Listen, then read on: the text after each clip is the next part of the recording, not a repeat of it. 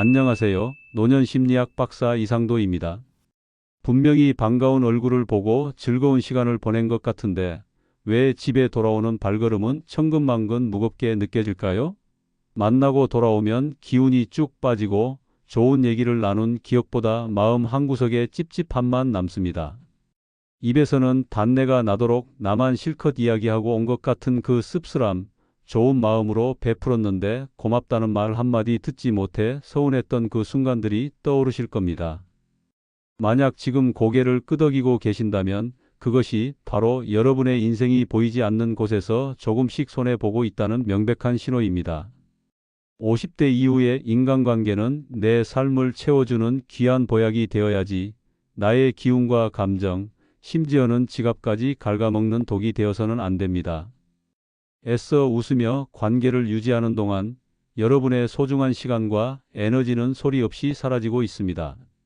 오늘 영상에서는 마치 내 이야기처럼 느껴져서 더 아팠던 바로 그 관계들의 실체를 정확히 짚어드리겠습니다.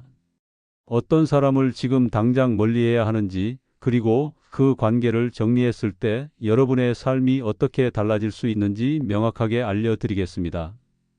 이 영상을 끝까지 보시면 더 이상 남에게 휘둘리지 않고 오롯이 나를 지키는 단단한 지혜를 얻게 되실 겁니다. 특히 영상 말미에는 이 모든 관계를 후회나 미련 없이 정리할 수 있는 가장 중요한 핵심 원칙 한 가지를 알려드릴 예정이니 꼭 끝까지 시청하시어 소중한 인생의 지혜를 얻어 가시길 바랍니다. 그렇다면 우리의 남은 인생을 좀먹게 만드는, 그래서 반드시 멀리해야 할 사람들은 과연 어떤 모습으로 우리 곁에 머물고 있을까요? 그 첫 번째 유형부터 차근차근 그리고 아주 자세히 들여다보겠습니다. 첫 번째는 만날 때마다 여러분을 다른 사람과 비교하며 은근히 깎아내리는 사람입니다. 아마 이 말을 듣자마자 머릿속에 떠오르는 얼굴이 한두 명쯤 있으실 겁니다. 오랜만에 만나 반가운 마음에 자식 자랑이라도 하면 요즘 세상에 그 정도는 다들 하지. 내 친구 아들은 이번에 대기업 임원으로 승진했다던데라며 찬물을 끼얹는 친구가 그렇습니다. 건강을 위해 새로 시작한 운동 이야기를 꺼내면 그 나이에 무리하는 거 아니야? 내 친구는 벌써 10년째 등산 다니는데 아직도 쌩쌩해라며 나의 소박한 노력을 아무것도 아닌 것으로 만들어 버립니다. 심지어는 외모를 가지고도 너 요즘 관리 좀 해야겠다. 얼굴에 주름이 자글자글하네. 누구는 시술받고 10년은 젊어 보이더라 같은 말을 서슴없이 던지기도 합니다. 이런 사람들의 가장 무서운 점은 자신들의 행동에 악의가 없다고 주장한다는 것입니다. 그들은 종종 다 너 잘되라고 하는 소리야. 내가 진짜 친구니까 이런 쓴소리도 해주는 거지라는 말로 자신들의 무례함을 포장합니다. 하지만 여러분, 한번 곰곰이 생각해 보십시오. 진정한 조언은 사람에게 힘을 주고 나도 할 수 있다는 용기를 북돋아 주어야 합니다. 들었을 때 기분이 상하고 자꾸만 내가 초라하고 부족하게 느껴진다면 그것은 조언을 빙자한 감정적인 폭력일 뿐입니다. 이는 심리학에서 말하는 가스라이팅의 일종으로 상대방이 여러분의 감정이나 판단이 틀렸다고 지속적으로 암시하며 스스로를 의심하게 만드는 아주 교묘한 통제 방식입니다. 심리학에서는 이를 사회적 비교 이론으로 설명합니다. 사람은 본능적으로 자신을 타인과 비교하며 자신의 위치를 파악하려는 성향이 있습니다. 하지만 건강한 비교는 나를 발전시키는 동력이 되지만 병적인 비교는 우리의 자존감을 갉아먹는 독이 됩니다. 특히나 자존감은 나이가 들수록 반드시 지켜야 할 가장 중요한 마음의 자산입니다.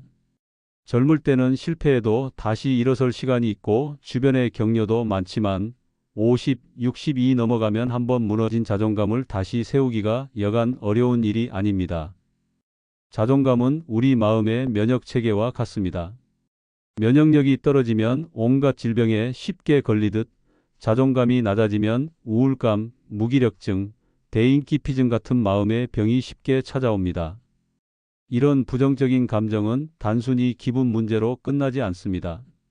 지속적인 스트레스는 우리 몸에서 코르티솔이라는 스트레스 호르몬을 분비시켜 혈압을 높이고 면역 기능을 떨어뜨리며 심할 경우 심장 질환이나 뇌졸중의 위험까지 높일 수 있습니다.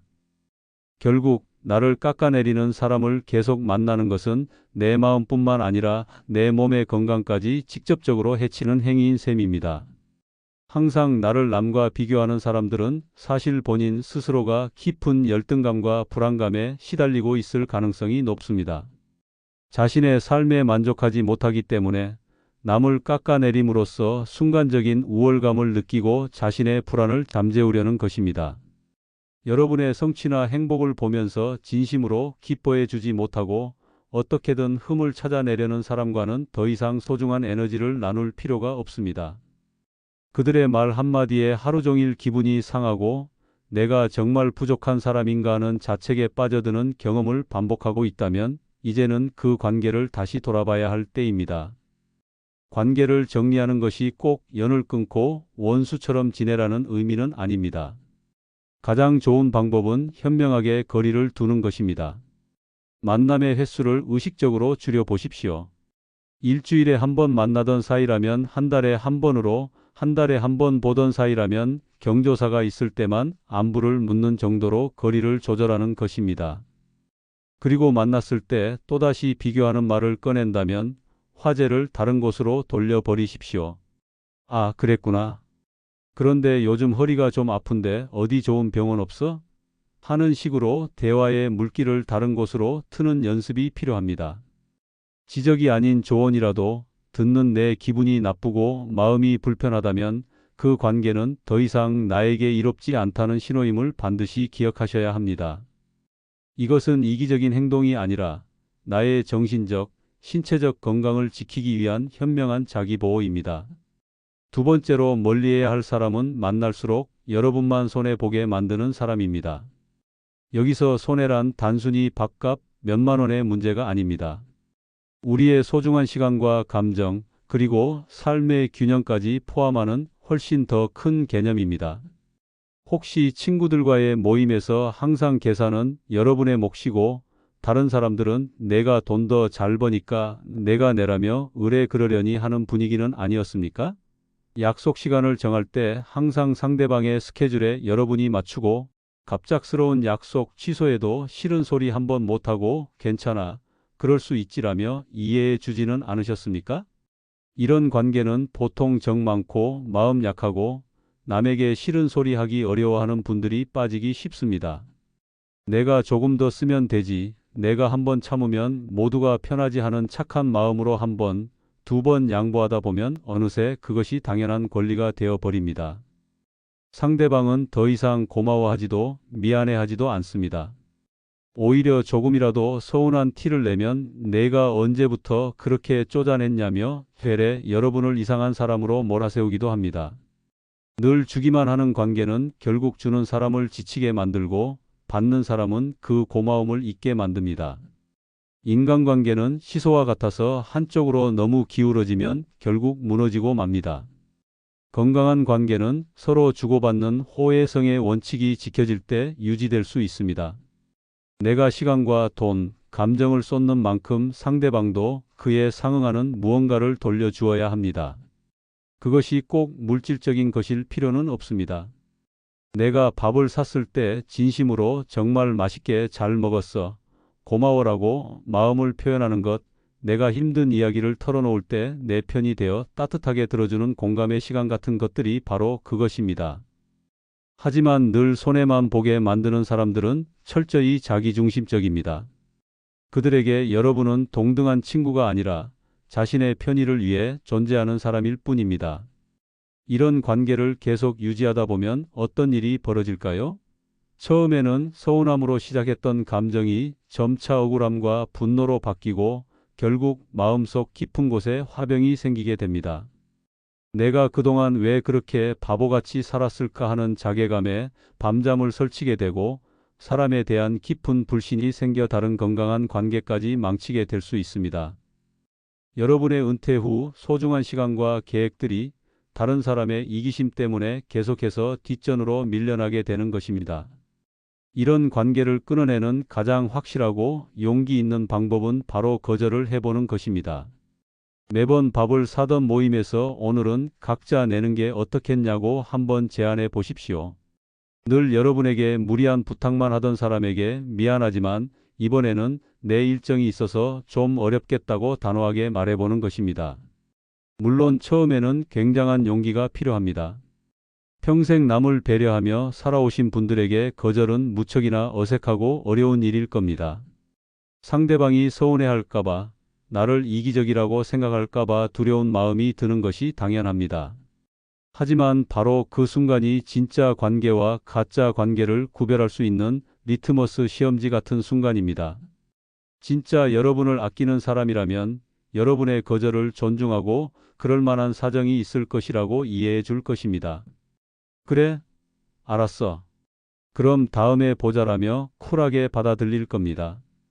오히려 무슨 일 있어? 괜찮아? 라며 여러분의 상황을 걱정해 줄 수도 있습니다. 하지만 여러분을 이용하기만 했던 사람은 불같이 화를 내거나 내가 어떻게 나한테 그럴 수 있냐며 온갖 말로 여러분에게 죄책감을 심어주려 할 것입니다. 만약 그런 반응이 돌아온다면 슬퍼할 것이 아니라 오히려 기뻐해야 합니다. 그동안 정말 잘못된 관계에 마음을 쏟고 있었다는 확실한 증거를 얻게 되는 것이니까요. 그러니 더 이상 망설이지 마십시오. 한 번의 용기 있는 거절이 여러분의 남은 인생을 훨씬 더 편안하고 자유롭게 만들어 줄 것입니다. 마지막 세 번째 유형은 자신이 필요할 때만 여러분을 찾는 철저히 이용하는 사람입니다.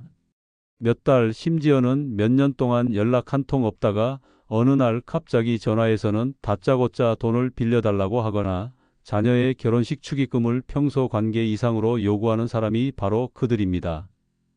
혹은 평소에는 안부 한번 묻지 않다가 자신의 사업에 도움이 될 만한 사람을 소개해달라거나 해결하기 어려운 민원을 처리해달라고 부탁할 때만 세상 가장 친한 친구인 척 다가오기도 합니다. 이런 사람들을 겪고 나면 마음속에 깊은 허탈함과 씁쓸함이 남습니다.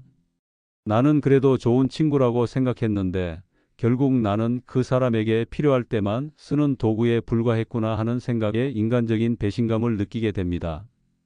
이런 경험은 우리의 마음에 깊은 상처를 남기고 사람을 믿는 것 자체를 두려워하게 만듭니다.